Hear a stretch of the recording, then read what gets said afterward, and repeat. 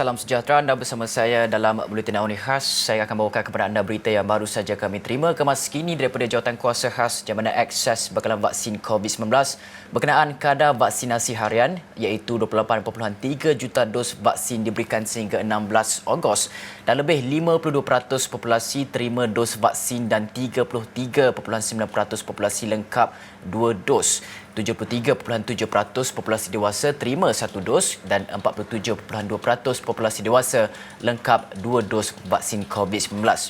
Dan sebanyak 501,776 dos vaksin telah pun diberikan pada 16 Ogos. Dan kami akan bawakan perkembangan lanjut berkaitan dengan vaksinasi harian dalam buletin-buletin Awani seterusnya dan juga laporan penuh di saluran 501 dan Astro Awani.com.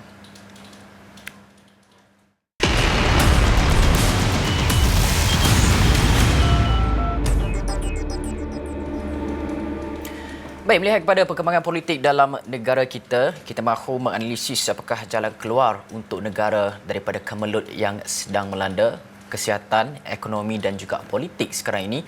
Dan penting untuk memastikan kesemua krisis-krisis ini ditangani dengan baik. Kita cuba untuk membina kembali negara kita selepas apa yang telah terjadi sejak daripada Februari 2020. Dan untuk itu kita bersama dengan Datuk Dr. Madeline Burma, Fellow Akademi Sains Malaysia. Selamat pagi, Datuk. Selamat pagi, apa khabar? Baik Datuk, nampaknya hari-hari kita akan panjang lagi hari ini. Apakah perkembangan kesudahannya sama-sama kita nantikan. Tetapi sebelum itu kita nak juga menganalisis kesemua perkara yang sedang berlaku dalam kita membina semula negara kita ini daripada masalah-masalah yang terjadi. Doktor, di sebalik semua isu politik ini kita telah lihat angka-angka ekonomi yang sedikit menggusarkan akibat daripada perintah sekatan yang lebih ketat yang bermula tahun ini.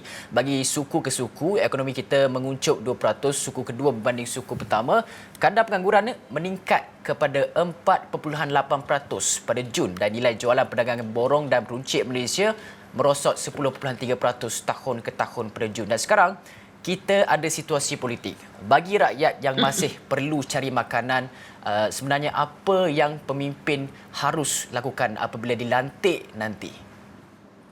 Okey, terima kasih kerana menjemput saya. Mohon maaf suara ni serak sikit ni. Banyak sangat minum air kot. Okey. Pertama sekali memang saya tidak boleh nafikan bahawa saya kerap kali bercerita juga dan memberi pandangan bahawa COVID-19 ini satu fenomena yang luar biasa yang tidak boleh kita nafikan sampai terkorban seorang Perdana Menteri dari segi karier politiknya. Itu nombor satu. And then yang kedua yang saya nak kaitkan ialah tentang tadi disebut berkaitan dengan kehidupan masyarakat kita kita dengar bagaimana saya nak bagi angka tadi, mungkin ini tidak disebut dari segi jumlah yang jatuh miskin data yang dikeluarkan oleh Department of Statistics ataupun Jabatan Statistik Malaysia mengatakan bahawa jumlah miskin di negara kita meningkat dari 405,000 pada tahun 2019 ke 639,000 bukan 639,000 639,000 so daripada 400,000 ke 600,000 dalam masa setahun. Ini satu angka yang cukup membimbangkan. Itu dari segi angka. Dari segi pendapatan kita lihat kalau kita ambil purata pendapatan dan juga pendapatan menengah, kita melihat pendapatan menengah tu maksud yang tengah-tengah lah di Malaysia ni sekitar 5,000 lebih Jadi jumlah rakyat Malaysia dikatakan kadar pertumbuhan itu telah menurun ke negatif 11.3%. Dan kalau kita lihat dari segi mean pula atau purata jatuh 10.3%. Jadi ini angka yang bagi kami dalam ekonomi, angka yang betul seperti yang disebut tadi sangat menggusarkan. So saya sebut pendapatan, saya sebut dari segi jumlah isi rumah miskin. Itu tidak sebut-sebut lagi apa yang ranking yang telah dinyatakan oleh Fitch yang mengatakan bahawa mereka menganggarkan bahawa pertumbuhan ekonomi negara kita juga telah diturunkan ataupun dia slashkan dari segi pertumbuhan kita. Jadi ini antara perkara-perkara yang perlu diberi perhatian khususnya kepada kerajaan yang akan mengambil alih nanti. Itu saya mulakan dulu.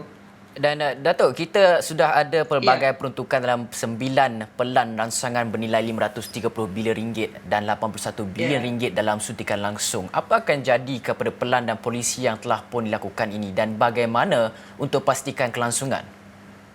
Okey, terima kasih. Ini banyak yang bertanya kan. Ada yang berkata apakah bila kerajaan berubah. Tapi di sini saya rasa kekuatan kita di Malaysia ini. Satu, kita ada raja berperlembagaan. Dan kalau kita dengar dari semalam, saya mengikuti juga walaupun saya tidak sangat dalam politik. Tapi saya kena tahu juga. Kita difahamkan bahawa yang di Pertuan Agong akan melantik seorang dalam jangka masa yang terdekat sebelum tahun 2023 kalau tidak silap sebelum PRU ke-15 ada apa yang disebut sebagai caretaker government ataupun kerajaan caretaker. Ramai orang tanya caretaker tu apa benda yang dia kena buat. Dia begini, sebenarnya fungsinya seperti Perdana Menteri dulu, cuma kuasanya agak terhad dari melaksanakan benda baru. Jadi maknanya caretaker government yang di mana Tan Sri Mahyudin dilantik sebelum kerajaan yang akan ditubuhkan dalam masa setahun setengah ini akan mengambil alih. Dan di Malaysia kita tahu bahawa mereka ini perlu melakukan apa yang telah diputuskan sebab dasar-dasar ini adalah milik negara, bukan milik parti politik. Itu kita kena ingat.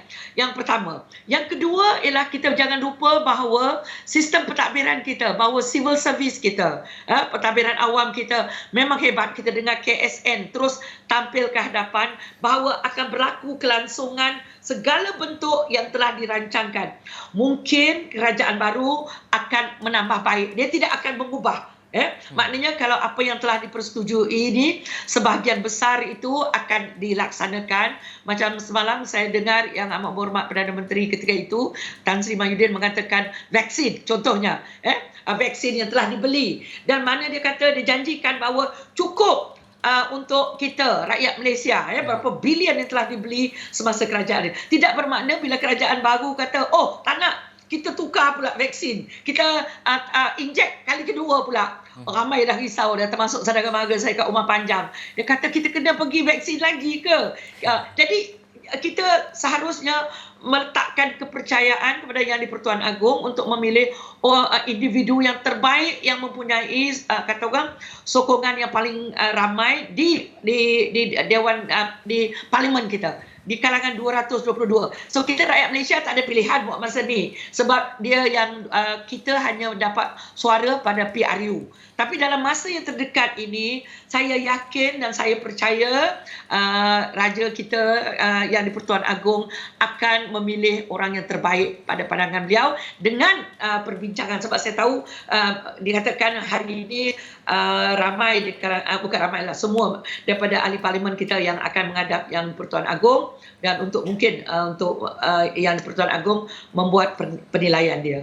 So kita letak kepercayaan itu, kita letak pada sistem beraja kita, kita letak kepercayaan kepada caretaker government yang dalam masa singkat ini dan yang seterusnya yang lebih penting lagi ialah kita lihat bahawa civil service kita, perkhidmatan awam kita masih berjalan seperti lancar dan saya yakin we will go on as a country. Cuma mungkin ada sedikit perubahan yang besar hanya bila kerajaan selepas PRU 13 nanti. Dan Datuk, kita juga nak lihat Perdana Menteri yang selepas ini akan dilantik akan menangani 3 krisis utama, ekonomi, kesihatan dan juga politik itu sendiri. Adakah dalam kalangan 220 ahli Dewan Rakyat yang ada di Dewan Rakyat itu mempunyai kapasiti kebijaksanaan dan juga pengalaman untuk tangani ketiga-tiga krisis ini walaupun tak boleh dibuat secara orang kata hasilnya tidak boleh dilihat secara pantas tetapi mungkin boleh memulakan semula apa yang sepatutnya kita bina? Betul. Itu satu soalan yang banyak berlegar dalam kepala kita dan juga kalau kita tengok social media walaupun itu media yang banyak mencorak pemikiran dan juga mencerminkan pemikirannya. Ramai orang beranggap bahawa selepas aja turun Tan Sri Mahyudin sebagai Perdana Menteri, maka yang akan dilantik ni yang akan dilantik oleh Yang di-Pertuan Agong nanti akan menyelesaikan segala masalah yang dihadapi oleh kerajaan yang dipimpin oleh Tan Sri Mahyudin. Sebenarnya itu terlalu ideal.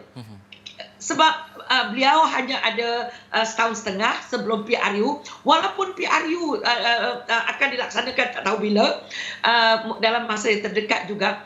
Ini tidak menjanjikan yang segala bentuk masalah yang disebut tadi, ada 3 serangkai ni. Pertama, kesihatan. Kedua ialah ekonomi, dan yang ketiga politik. Dan mereka ini berlaku the three devils ini kalau kita lihat ya. Mereka berkait rapat antara satu sama lain. Jadi saya amat menghargai apa yang telah dilakukan oleh Yang Berhormat Perdana Menteri sebelum ini, dan beliau mengakui bahawa beliau tidak dapat melaksanakan tugasnya dan telah melepaskan tanggungjawab itu. Jadi kita sebagai rakyat juga jangan hanya duduk dan memikirkan, oh, kerajaan yang baru, ini tanggungjawab kerajaan, ini tanggungjawab. Kita juga ada tanggungjawab. Macam contohlah masa SOP itu yang menyebabkan kluster yang terbesar bukan saja disebabkan oleh kluster kilang, termasuk juga kita yang tidak mengikuti peraturan. Orang kata jangan seberang melanggar SOP, kita pergi langgar. So maknanya sekarang kita telah melihat yang 222 orang tu memang itulah pilihan kita. Jadi sekarang dalam masa terdekat ini itulah yang terbaik yang ada sekarang sebelum PRU ke-20 pula, ke-15 ya, yang tak lama lagi. Jadi bagi saya bila ditanya adakah mereka itu ada kaliber, kita tidak ada pilihan tetapi untuk meletakkan kepercayaan kepada Yang Pertuan Agong untuk memilih yang terbaik di kalangan mereka itu, iaitu seorang pemimpin yang pertama sekali memang credibility dia dari segi kita tahulah integriti dia tu sangat penting ya. Kedua, dia mesti berupaya untuk membangunkan satu kalau kita nak sebut kabinet ke unity government yang tidak dari satu parti politik saja. Inilah peluang yang terbaik untuk Perdana Menteri dalam masa yang terdekat ini. Untuk semalam saya membincang benda itu untuk melakukan perubahan yang rakyat harapkan. Mungkin tidak dalam masa semuanya perlu dilakukan, tapi yang penting sekali sekarang ialah bagaimana nak menangani COVID. Landasannya telah pun diletakkan, iaitu vaksinasi, dan bagaimana untuk mewujudkan peluang pekerjaan. Rakyat begitu terdesak. So bagi saya income ataupun pendapatan ini adalah perkara penyelesaian yang paling cepat yang boleh dilakukan. Dan kita tahu kan tadi disebut kadar kemiskinan dah turun, sebenarnya dah turun. Dulu tahun lepas 5.3%, lepas tu turun ke 46 bulan lepas, dan kini dah meningkat balik ke 4.8. Jadi itu yang perlu diselesaikan dengan secepat mungkin ya, bagaimana nak mewujudkan pendapatan bagi rakyat kita. Itu sangat-sangat penting bagi saya. Dan Datuk, kita juga tak boleh menafikan ada perkara yang Kerajaan Perkhidmatan Nasional mempunyai satu polisi yang baik, dasar yang baik yang juga boleh diteruskan. Mungkin Datuk boleh gariskan apa sebenarnya polisi-polisi, mungkin Datuk boleh berikan 3 perkara utama polisi yang baik daripada Kerajaan Perkhidmatan Nasional yang boleh diteruskan oleh kerajaan baru, dan mungkin apa 3 perkara lain yang Kerajaan Perkhidmatan Nasional yang mempunyai isu dalam pelaksanaan polisi tersebut dan sepatutnya tidak boleh diteruskan dalam kerajaan yang akan ditubuhkan nanti. Okey, dia macam one side of apa kata, kalau kita tengok duit shilling tu dalam bahasa ilmiah dia satu shilling tu dia ke depan belakang. Benda yang baik tu juga boleh menyebabkan benda yang kurang baik ya. Saya ingat lagi dulu masa kita melihat bagaimana pada peringkat awal kerajaan cuba menyelesaikan apa kata orang COVID. Langkah yang pertama yang sangat drastik dilakukan iaitu MCO tu ataupun PKP 1.0. Memang PKP 1.0 itu ramai mengatakan bahawa kita berjaya, kita menyekat penularan COVID. Tapi apa yang terkorban? Ekonomi kita pula yang terkorban. Jadi maknanya dari segi menyelesaikan masalah kesihatan itu langkah yang terbaik. tutup segala-galanya supaya COVID tidak menular. Memang dari segi kesihatan itu baik, tetapi jeritan keluh resah jumlah rakyat yang jatuh miskin, yang hilang pendapatan juga banyak. Jadi saya bila saya kata MCO itu yang terbaik dari segi kesihatan, bagi saya itu langkah yang terbaik, pantas, cepat dan yang terbaik. Tetapi kalau you nak tanya saya 3 perkara yang kurang baik juga, itu juga fakta yang menyebabkannya kurang baik, sebab dari segi ekonomi banyak yang terkorban. Okey. Jadi kalau nak diteruskan, saya akan sebut juga itu dari pertama sekali yang saya suka, iaitu MCO itu bagi saya memang amat berkesan. Tetapi 2.4 bilion kita rugi dari segi pendapatan negara. Dan yang kedua lagi yang tadi kita sebut, kadar pengangguran meningkat, itu yang saya sebut di sebalik yang mungkin kita perlu fikirkan. Okey. Yang kedua ialah program vaksinasi.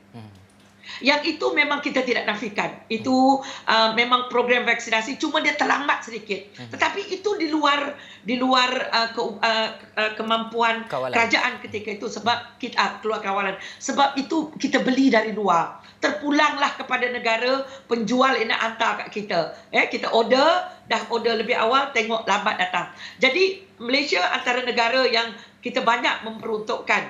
Cuma memang tidak dinafikan di luar kawalan kita lewat. Tetapi bila kita lihat apa yang telah dilakukan di bawah Kementerian MOSTI, YBKJ, saya ingin mengucapkan tahniah kepada kementerian kerana begitu cepat sekali melakukan proses vaksinasi ini, dan dijangkakan semalam disebut bahawa bulan Oktober kita akan mencapai imuniti kelompok 80% itu. Dan ini yang saya harapkan kerajaan baru akan teruskan, dan kalau boleh dipertingkatkan lagi. Dan yang ketiga yang saya juga suka, tetapi mungkin meninggalkan kesan sedikit dalam jangka masa panjang dan perlu diteruskan, ialah yang bantuan yang telah diberikan, katanya tadi ada 8 lebih 530 bilion yang telah diperuntukkan. Tapi dari segi bantuan ini memang ramai rakyat yang menerima kesannya. Cuma bagi saya yang mungkin saya rasa yang perlu penambahbaikannya sekarang ialah lebih memfokus kepada bagaimana menambah baik makroekonomi. Sebab tumpuan selama ini banyak diberikan kepada kelangsungan hidup untuk memastikan bisnes berjalan. Jadi dia agak short term, yang agak bersifat sementara, bukan sementara, jangka pendek. Yang penting sekarang bagaimana memulihkan ekonomi kita. Sebab dengan pemulihan ekonomi yang secepat mungkin, barulah peluang pekerjaan dapat diwujudkan. Barulah ada peningkatan dalam permintaan supaya consumption meningkat. Permintaan domestik meningkat. Rakyat kita ada duit dalam tangan dia. Disposable income, pendapatan boleh guna. Dia boleh berbelanja. Bila dia boleh berbelanja, maka aktiviti ekonomi akan bergerak. Buat masa sekarang, seolah-olah aktiviti ekonomi itu macam stagnan. Itu yang Fitch rating itu meletakkan pertumbuhan kita, KDNK kita pada nilai kosong nanti. Aduh, bila saya memikirkan yang tu, saya kata saya harapkan kerajaan yang baru ini berilah fokus, wujudkan projek besar-besaran. Tak kisah apa bentuk projek, mega projek, supaya kita dapat mewujudkan peluang pekerjaan kepada rakyat kita, supaya ada duit dalam tangan mereka. Itu bagi saya yang perlu diberi keutamaan. Dan Datuk, kita tak boleh lakukan perkara yang sama berulang-ulang. Dah harap ia bawa perubahan kepimpinan dan kerajaan baru ini beri peluang untuk kita lakukan the great reset untuk belanjawan 2022 dan rancangan Malaysia seterusnya. Apa yang perlu ada dalam perancangan mereka ini sebenarnya, Datuk. Dan kita juga semakin menghampiri angka pembentangan belanjawan 2022 yang dijangkakan pada bulan Oktober. Adakah masanya cukup untuk kerajaan baru merangka draft dan sebagainya? Okey, ini menarik, ramai sebab saya sempat juga bertanya kepada rakan-rakan yang tahu sedikit sebanyak tentang bajet kerajaan ini. Memang dia kata, bila saya tanya, dia kata sebab perkara ini tidak pernah berlaku, dia kata, yang menurut mereka lah, di mana masa begitu segat, sedangkan proses pengumpulan maklumat untuk the buying in dan juga memikirkan apakah bajet 2022 ini sudah pun berjalan sebenarnya. Kalau kita tengok Ministry of Finance telah pun mendapat feedback daripada masyarakat libat urus dan sebagainya. Jadi mana benda tu dah ada. Jadi hanya menunggu untuk fine tuning dan sebagainya. Tiba-tiba kita lihat kerajaan akan pasti berubah. Jadi saya bayangkan dalam bajet 2022 ini sebahagian besarnya ialah bajet yang sudah pun difikirkan oleh kerajaan PN sebelum ini, dan ada sedikit mungkin penambahbaikan yang akan dibawa oleh kerajaan baru untuk address isu yang dalam masa sebulan, sekitar 2 bulan ini. Tapi tidak banyak yang boleh dilakukan yang saya bayangkan. Tetapi apa yang boleh dilakukan ialah dalam rancangan Malaysia ke-12. Sebab rancangan Malaysia ke-12 juga akan belum juga dilancarkan, dan kita juga mendengar tentang shared prosperity yang digembar-gemburkan oleh kerajaan sebelum ini. Ini antara perkara yang saya rasa sudah banyak dibincangkan dan melibatkan rakyat di peringkat berbagai peringkat, akar umbi, peringkat atasan, semua peringkat telah dilibatkan. Dan ini satu usaha yang baik yang boleh diteruskan. Tapi dalam masa untuk bajet, sebab bajet ini ialah tahunan. Dia bukan macam rancangan Malaysia ke-12, 5 tahun. Jadi dia lebih ada masa. Jadi untuk bajet ni memang ruang untuk membawa pembaharuan kepada apa yang telah dibawa oleh kerajaan sebelum ini. Mungkin tidak banyak yang boleh dilakukan, tetapi saya mengharapkan satu yang saya harapkan ialah mungkin kerajaan yang baru dalam masa singkat ini boleh menambahkan dari segi suntikan langsung tu. Sebab walaupun kita lihat 500 lebih bilion yang telah diperuntukkan di bawah segala bentuk package rancangan ini, tapi kalau kita tengok direct fiscal injection ataupun suntikan langsung dari kerajaan itu agak kecil juga. Tapi ini juga sebab ada sebab dia, sebab kekhawatiran dari segi melakukan defisit.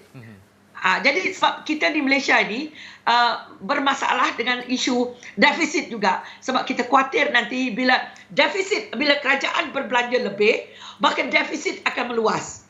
Dan juga hutang negara juga akan meningkat. Jadi inilah kita sebagai rakyat, kalau kita duduk dalam keadaan mereka sebagai penggubal dasar dan juga dalam kedudukan Menteri Keuangan dan juga kita faham apa yang dilalui oleh Perdana Menteri, ini sesuatu yang amat sukar. Jadi kita perlu lebih memahami agar kita lebih memahami bagaimana proses itu, apa fakta yang perlu dilibatkan. Sebab sekarang saya tengok ramai mengutuk ni. Dia kata inilah kerajaan gagal sebab ramai yang meninggal disebabkan COVID. Memang betul ramai meninggal disebabkan oleh COVID, tapi adanya disebabkan oleh secara langsung, disebabkan oleh dasar, ada juga yang disebabkan, sebahagian besarnya memang disebabkan oleh kesihatan. Tapi memang kerajaan perlu pendekatan yang baru, iaitu vaksinasi, dan juga sebenarnya ialah ujian besar-besaran bagi saya lah. Dulu. Okey, sekian. Ya itu je lah pandangan saya. Okey, cerita pasal hutang negara ni kalau ia tidak dipolitikkan pun bagus juga kan Datuk. Dan dalam masa yang sama juga kita nak lihat nasib rakyat yang terpinggir yang diketengahkan oleh Khazanah Research Institute, oleh UNDP, UNICEF. Kita ada semua data-data tersebut. Dan bagaimana untuk jadikan pemimpin buat polisi berdasarkan data dan juga kajian-kajian yang wujud tentang isi rumah ini sekarang? Okey, orang sering berkata bahawa kerajaan, tak kisahlah kerajaan mana, kerajaan sebelum ini dan sebelum-sebelum ini tidak melibatkan orang dalam membuat keputusan. Sebenarnya saya rasa saya sedikit sebanyak saya menafikan bahawa sebab ramai juga ahli akademik yang dilibatkan, ramai juga macam tadi disebut data-data, dan data-data antarabangsa ini dan juga data daripada Department of Statistik terbuka untuk kita menterjemahkan. Tapi cuma mungkin bila buat keputusan itu mungkin akhirnya ia diputuskan di peringkat elit lah, peringkat political elite yang peringkat di atas. Tapi dari segi libat urus memang kita lihat banyak segala bentuk data ini memang disalurkan macam saya daripada Akademi Sains Malaysia ya. Kami banyak memberi pandangan dan sebagainya. Bukan tidak pernah ya. Tapi sejauh mana diambil saya tak tahulah sebab tak adalah dia kata kami ambil banyak ni, tapi bermaknanya libat urus itu ada ya. Jangan kita kata langsung tak ada. Saya ingin menafikan ya sebab memang kadang-kadang kami masa saya di universiti memang ada. Macam saya sekarang kan saya melihat Kerajaan Negeri Sarawak dia menubuhkan council. Begitu juga di peringkat negara. Kita ada Economic Action Council yang mereka ini bermesyuarat hampir setiap hari dengan orang biasa. Tetapi akhirnya bagi saya data-data ini memang perlu dihadam supaya kita faham bagaimana dia boleh digunakan untuk masa depan. So maknanya dasar yang berasaskan policy yang berasaskan research, berasaskan fakta, berasaskan juga pengalaman mereka yang berada di bawah. Bukan hanya pada data saja. Mesti ada gabungan kedua-dua ini, iaitu facts and also pengalaman mereka yang melakukan kajian. NGO kita perlu dengar apa yang mereka kongsikan. Begitu juga para penyelidik yang menghasilkan data. Sebab statistics don't lie, but sometimes statisticians do. Maksudnya kita kena dengar pelbagai pihak. Itu je yang saya ingin jelaskan. Ya, dan Datuk, kita dah melakukan banyak usaha untuk kita nak tingkatkan pendapatan kumpulan pendapatan rendah, mengurangkan kemiskinan. Terkini dilaporkan 20% daripada kumpulan M40 masuk ke kumpulan B40. Pendapatan isi rumah, semua kumpulan menurun dan isi rumah dengan pendapatan bawah 2,500 bertambah 12.5%. Nak tingkatkan pendapatan bukan satu perkara yang mudah. Jadi pendekatan yang bagaimana sebenarnya kerajaan seterusnya harus diambil, itu belum kita masuk gaji. Kalau kita katakan gaji sedang dan juga masih lagi kurang, bila sebenarnya polisi kenaikan gaji yang untuk siswazah dan sebagainya ini baru boleh ditingkatkan? Adakah kita akan fokus kepada mengekalkan pendapatan terlebih dahulu, baru kita akan fokus kepada peningkatan gaji? Betul. Ini pun soalan policy dilema ya. Saya ingat lagi saya mengajar peringkat PhD tentang policy. Bagaimana selalunya dia melibatkan pengimbangan ya. Bagaimana untuk memprioritikan yang mana patut diprioritikan. Tadi you tanya, is it gaji or is it apa ya?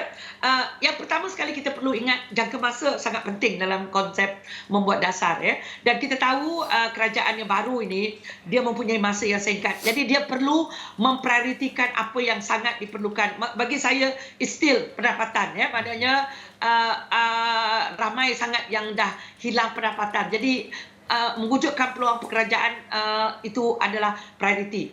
Tetapi dalam jangka masa pertengahan, bila saya kata pertengahan antara 2 hingga 5 tahun biasanya dalam perancangan, dan juga dalam jangka masa panjang kita perlu reform. Perkataannya ialah reform dari segi kita banyak yang perlu reform.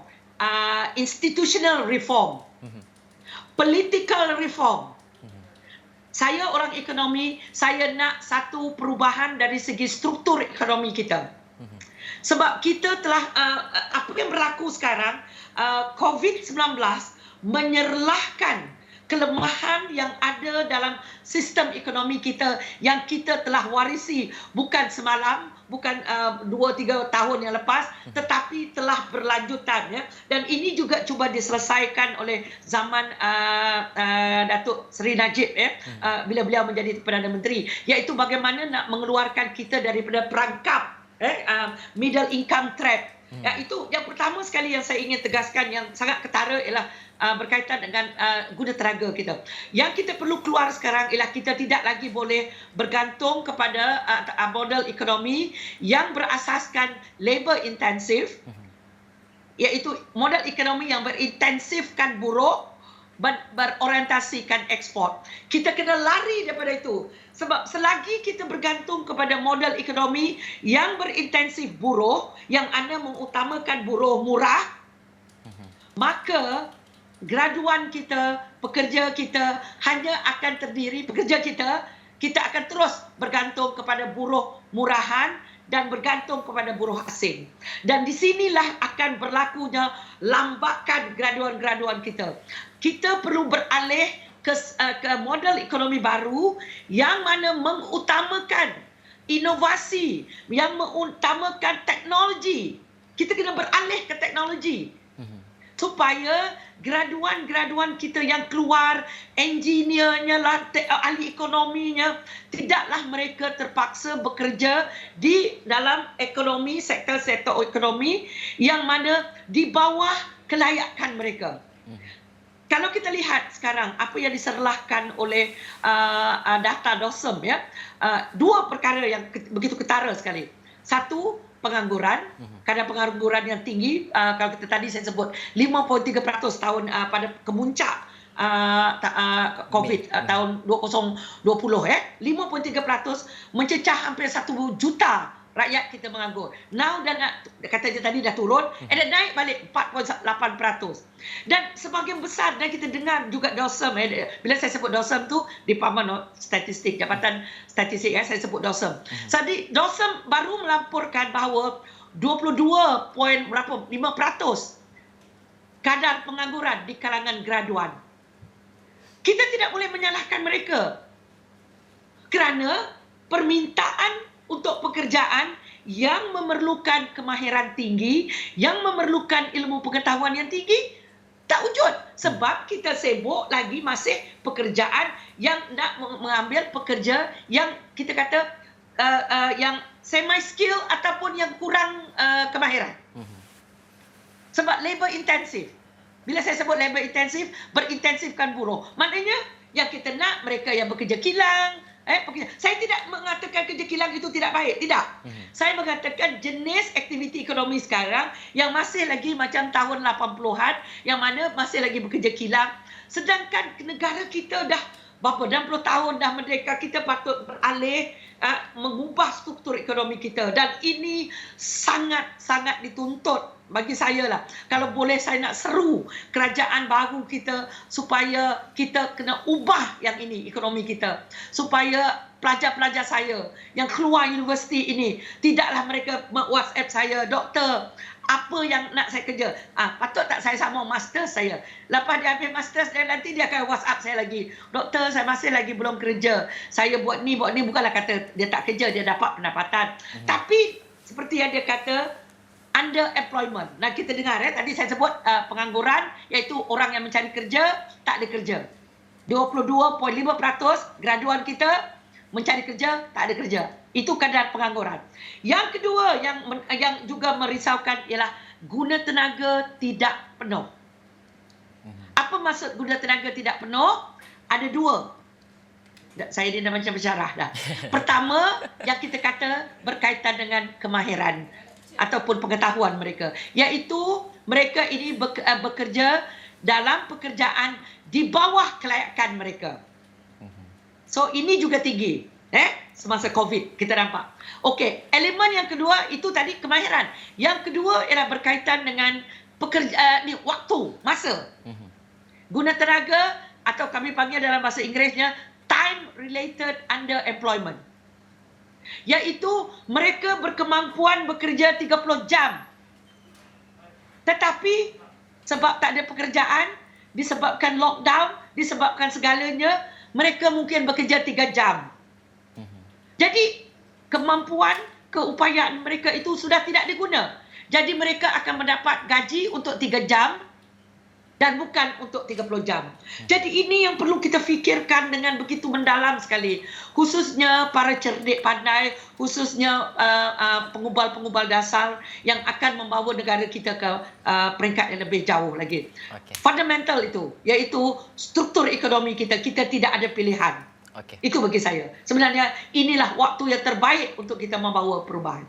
Okey, baik. Terima kasih Datuk Dr. Madeline Burma, Fellow Akademi Sains Malaysia atas perkongsian berkaitan dengan bagaimana sebenarnya apa yang perlu digariskan oleh kerajaan baharu dalam membuka semula pembinaan negara kita yang baru dalam kita menentang 3 krisis rangkai ekonomi, kesihatan dan juga politik itu sendiri.